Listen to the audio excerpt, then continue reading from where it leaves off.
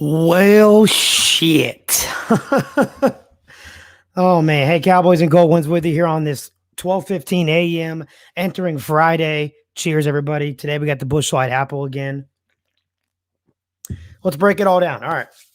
Obviously, Cowboys lose a close one, 31-29. It just kind of ripped your heart out. But it felt so good to have football back. If you guys got questions, comments, concerns, let me know throughout this. We'll break it down a little bit. I mean, it was fun from the get-go. Like I said, final score 31-29. Dak absolutely balled. I mean, I'm pretty sure Adam Schefter just came out with a tweet and said both quarterbacks threw for over, 700? What did he exactly say? 782 yards between Dak Prescott and Tom Brady. Dak went 42 of 58, 403 yards. 3 touchdowns, 1 interception that bounced off CeeDee's hands. Only took 1 sack, a QBR of 101.4. Brady relatively close, 32 of 50, 379. 4 TDs, 2 picks, 0 sacks. That's the problem. We got to get to the quarterback. We knew Brady was going to get the ball out quick. That's the one I didn't like. And his QBR was 97. Nothing from either running game because no one really ran the football. I mean, both receiving cores, Cooper, 13 catches, which is a record, by the way, for a season opening performance from a wide receiver on the reception standpoint. He broke that at 11, kept breaking it. He had 2 tutties, 139 yards. CeeDee, 7 catches, 104 and a touchdown. Schultz, 6 for 45. Gallup had 4 catches in the first half, nothing in the second. Left the game early with an ankle injury. So he had 436, and then it goes down from there. But Brown, 5 for 121 for them because of a big first half. 47-yard touchdown, just absolutely roasted Anthony Brown. I told you guys on the pregame show, and they played better in the second half, but I told everybody in the pregame show leading up to the game that Anthony Brown and Jordan Lewis on the opposite side of Trayvon Diggs was going to be a fucking problem. And they've got to get that together. They have to be at least manageable. They have to be average. They can't give up these big plays. Lewis had an interception. It was a Hail Mary at the end. Thought he was going to take it to the house to end the half, and he didn't. But Dak Prescott, man. I mean, what else can you freaking say about that dude? Everybody was worried. Oh, he didn't get the snaps in. He didn't get the snaps. He didn't play. And everything else along those lines. He didn't get the snaps from preseason. He didn't play. He didn't get enough throws in or anything along those lines. But, I mean, Dak looked as good as ever. And that's the only – here's something to be positive. Look. Yes. Tough loss, right? Okay. But take a breath. That was a hell of a performance by Dak Prescott. Dak's a stud. The whole world knows now. Everybody who's not a Cowboys fan or even the haters from Cowboys Nation was like, well, shit, this guy's not that good. He got paid too much. No, he is one of the elite, one of the top quarterbacks, top dogs in the NFL. They went into Tampa Bay. By the way, Tampa Bay returned every single one of their starters, all 22 of them from last year, the Super Bowl year. Went into Tampa Bay to open the year on a new defensive scheme, some new players. Dak Prescott's return. Hasn't thrown a ball since 333 days ago on October 11th of 2020. And they lost on a last-second field goal. Greg Zuerlein looked like shit in the early going. But what I was trying to explain to people is Greg, he missed that field goal. That was bad. But the Dallas defense turned right around, stripped the ball, got a touchdown out of it. If he doesn't miss that field goal, who knows? Does a turnover happen? Does he score? Et cetera, et cetera. We don't know that. Okay, but he missed the PAT. In the end, that matters. Kind of. I mean, they lost by 2, whatever. He makes that big ball field goal at the end with about 1:20 left. What is it, 47 yards, somewhere around that lane. Takes the lead by 2, but you give Tom Brady that much time. 1 timeout, doesn't matter. And they go down the field. And here's the shit that pisses me off. This is not why Dallas lost, guys. And look, I've seen worst called. Let me share my screen. I'm not going to show the play.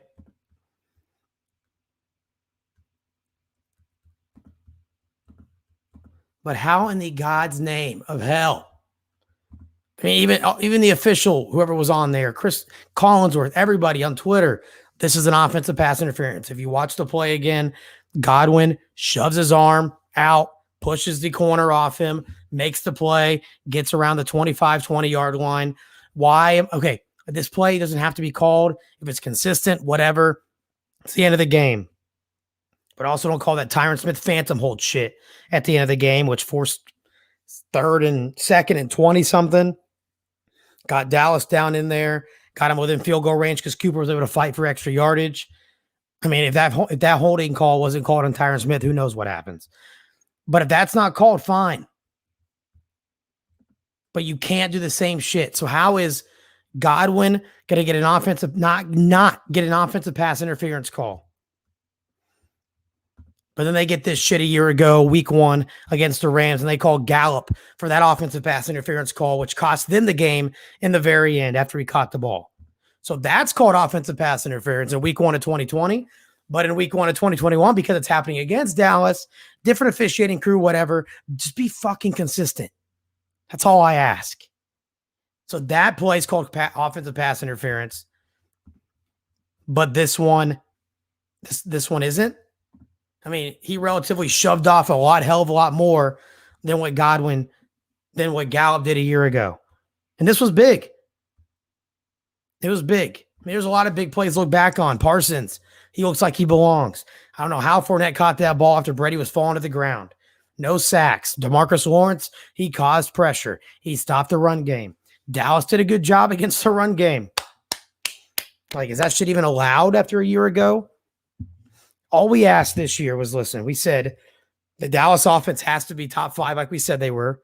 Top 2, top 3. They looked hella good with Tampa Bay right then and there with Tom Brady. And we just asked the defense to be average. They were. I mean, they forced turnovers. They won the turnover battle. Trayvon Diggs had an interception. Jordan Lewis had an interception. We had 2 turnovers, forced fumbles. I mean, I don't get why the hell Gronk ends up being the one roasting our ass. Tom Brady's got it. This whole team from Tampa Bay, they return all the 22 starters from a year ago. Normally, I'm pissed off. I'm frustrated. I'm angry because I'm so invested, as you are too, in these games. I'm so invested.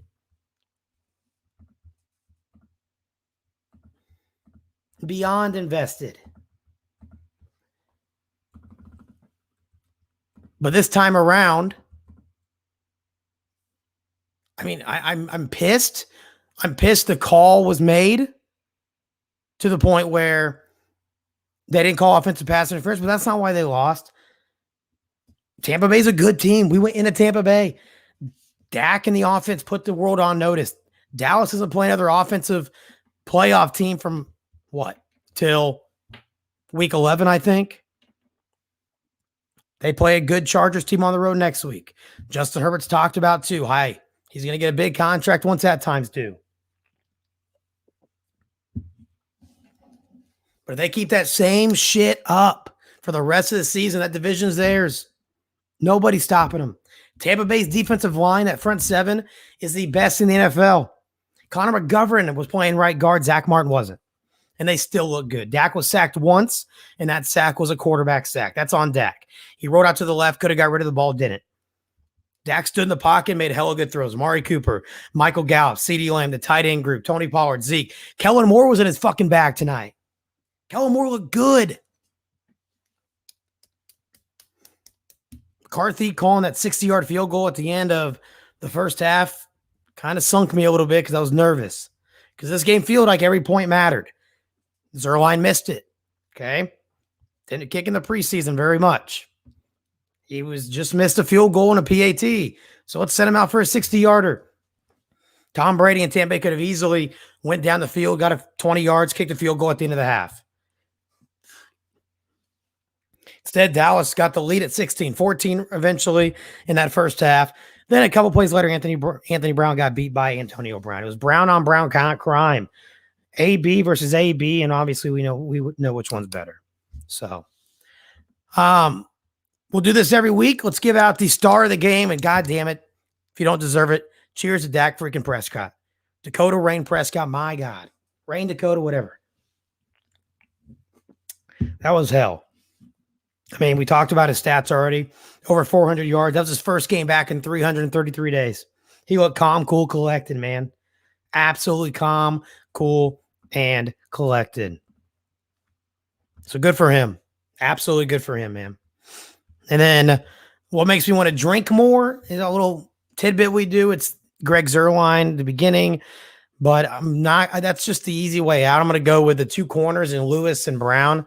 More Anthony Brown than anything because, God, dude, you got beat by Antonio Brown nonstop tonight. Take the game, learn from it, look at the film. Let's see. Is there any quotes yet going around? How about this? Look at this shit. Allen Iverson tweeted. I'd show it, but I don't really care to. Oh, maybe. Allen Iverson tweeted, I loved y'all for 41 years out of the 46 years I've been living. I'm proud of y'all. We wouldn't be America's team if it weren't for we weren't the greatest. People hate us because the world loves us, except a small percentage that don't. I love my 2021 team. Speak on it, legend.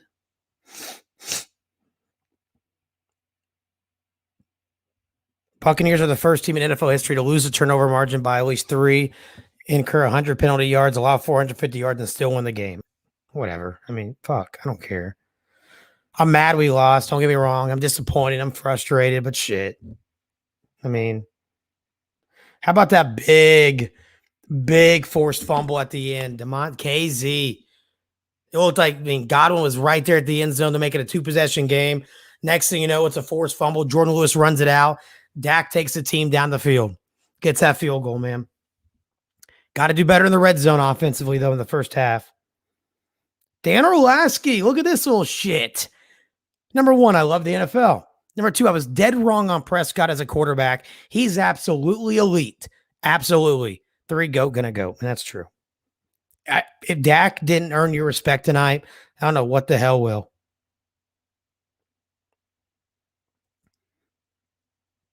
A lot of plays could have went wrong. And normally, like I said, I'd be in a little bit of misery. Trying to watch this play again with Jordan. Jesus. Here, I'll show you guys while I watch it.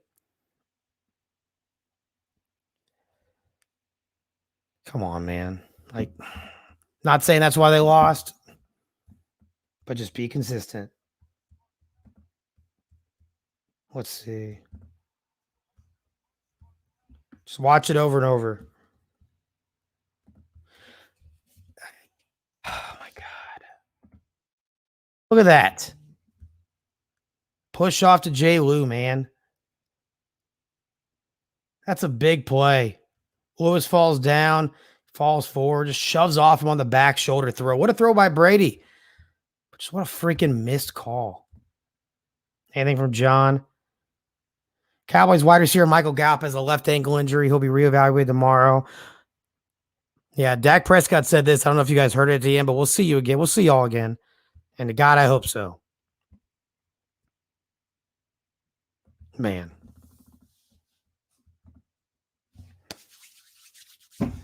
I just watched the play and you guys didn't see it at all, did you? Dallas Cowboys went shot for shot with the world champions tonight. Dak Prescott is 100% back. The Dallas Cowboys will win the NFCs. They make a run. This team will be better as we go. And if that's a small sample size, I'm pumped. Good night, Cowboys Nation. That's what our good friend Dave said from, he's all over, the owner of Chop Sports Media. How about this? Not just saying this because of tonight, but there aren't 3 quarterbacks better than Dak Prescott active in the NFL right now. It's Mahomes, Dak, Rodgers, and it's a 3-way race. And I am all aboard on that, man. All freaking aboard on that. Shit. I wish we were celebrating a win. I mean, I do. I wish you and I were celebrating a win. How about this from my good friend Chris Anthony Lopez? Cowboys looked very good tonight. They keep this same momentum and play the same throughout the rest of the season. The division is easily theirs. I want more than division, man. I want that, but obviously I want more. We got to remember, take a deep breath. We're not going to overreact to week 1 losses, especially one like that when Dak looked awesome. The defense did well enough. Just got to get that pass rush going. Offensively, just got to get better in the red zone. That's an obvious. Zerline just needs to get his confidence back, find that mojo. You lose 31-29. Dak's your MVP. That shit's going to happen. This is a late night game. I got work in the morning. I'm going to get out of here, 12:30. Appreciate the ones that stopped by for a little bit. Feel free to watch this. It's about a 15-minute post game. I mean, simple as this. There are a lot more positives from tonight's game than negatives, but there's also a lot more they can take off film and learn on this. They have what? Friday, Saturday, Sunday, Monday, Tuesday, Wednesday, Thursday, Friday, Saturday, Sunday. 10 days until they travel to LA to play the Los Angeles Chargers and Justin Herbert. The goal is the Dallas Cowboys are 1-1 going into week 3. And the goal is the Chargers are 1-1 going into week 3. And that means we want the Chargers to beat Washington this Sunday. And we want the Chargers to lose the Dallas Cowboys next week. Here's the Cowboys' remaining schedule, just a little couple looking ahead. Cowboys play the Chargers at 4:25 Eastern time next Sunday. Then they're back home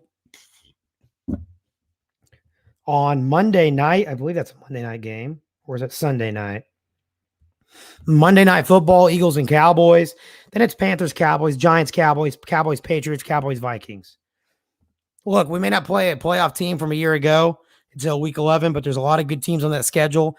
But you know what? Dallas fucking belongs. Dak Prescott, you showed up. You showed out.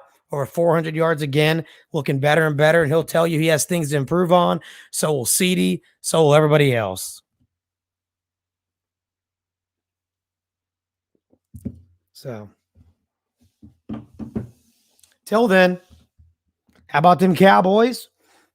We may have lost, but man, fuck, we lost. Damn it. Just going through your head, some things you can think about what could have been better. CeeDee catching that ball, finishing in the red zone. Find a way to guard Gronkowski. Looks like he's from 2014 again. Other corners got to be better. Diggs did well. You said play by Diggs at the end where he got a finger on it and knocked it away from Mike Evans. By the way, see if I can pull it up real quick. 3 receptions for 24 yards. That was Mike Evans. Guarded by Trayvon Diggs all night long. Good shit, Trayvon Diggs. How about that? All right, until then, how about them Cowboys? Let's go get that next win in LA against the Chargers and shut down that Justin Herbert-led offense with that new coach and everything else. Good shit, Tampa Bay. They're good for a reason. They are good for a reason with Dak Prescott and the Dallas Cowboys, what they looked like tonight on the road in Tampa Bay, losing on a last-second field goal. A lot of things to get better at, a lot of things to gain momentum on. Until then, how about them Cowboys? Cowboys Nation, we'll talk to you this week as the pregame show. We'll get ready for the Chargers contest. Let's get our win next Sunday. Enjoy your beer. Enjoy your sleep. Good night, Cowboys Nation.